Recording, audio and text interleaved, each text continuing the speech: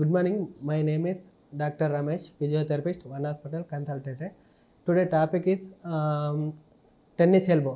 Tennis elbow దీని medical టర్మినల్లో lateral epicondylitis అంటారు. దీనికి ఎక్కువ క్రీడాకారులు టెన్నిస్ ఆడే క్రీడాకారులు లో వస్తుంది కాబట్టి దాన్ని నార్మల్గా టెన్నిస్ ఎల్బో అంటారు.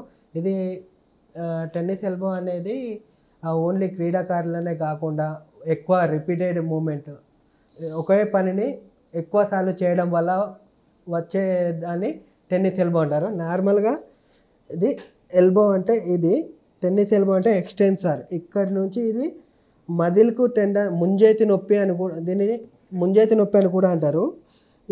ఈ ఎక్స్టెన్సర్ మజిల్ అటాచ్ అయ్యేదాన్ని ఇక్కడ అయితే ఈ మూమెంట్ చేయడం వల్ల ఇక్కడ ఈ మజిల్లో ఇరిటేషన్ అనేది అంటే లాగడం కానీ వీక్నెస్ కానీ ఏర్పడుతుంది. దాన్ని టెన్నిస్ ఎల్బో అంటారు.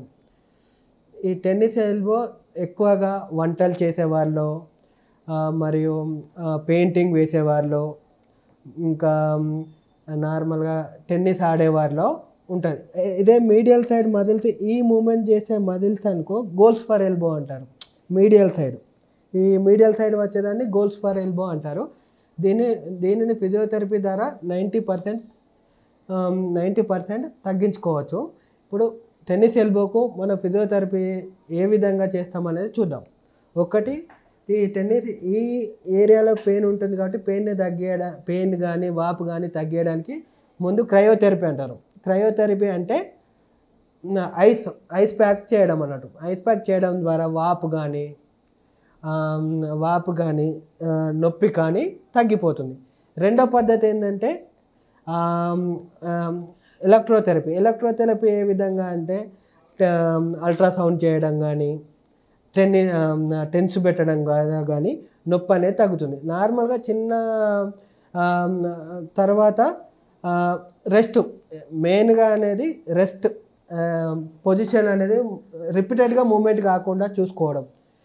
రిపీటెడ్గా కొన్నిసార్లు బ్రేసెస్ కూడా యూజ్ చేయొచ్చు. ఎక్కువ నొప్పి రాకుండా మూమెంట్ ఎక్కువ జరగకుండా కొన్ని బ్రేసెస్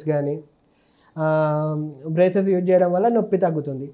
ఇంకా స్లోగా ప్రోగ్రెషన్ అయినా కొద్ది స్లో స్ట్రెచ్చింగ్ ఈ మజిల్ని ఇలా స్ట్రెచ్ చేయడం ద్వారా స్లో మజిల్ స్ట్రెచ్చింగ్స్ అంటారు.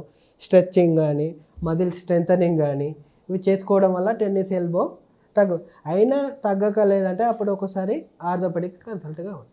Thank you.